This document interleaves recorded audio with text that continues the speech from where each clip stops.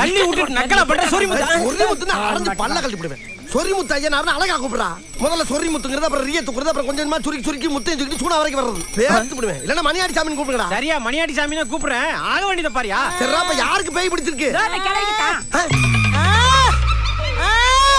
கிளவிக்கா?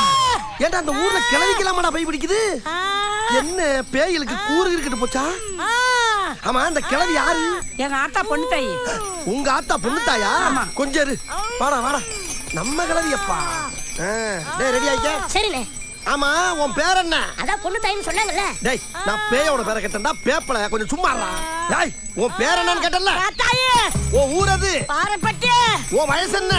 வயசு 22. 21 வயசா? ஆமா 21 வயசு அழகு இந்த கிளவி மேல வந்து குடியேறி இருக்கே என்ன காரணம்? எங்க ஊர் கறிக்கடை பாண்டி என்ன கல்யாணம் பண்ண காத்துட்டு போயிட்டான்டா. சரி முதல்ல நடக்கல. அதுக்கு இந்த கிளவி மேல வந்து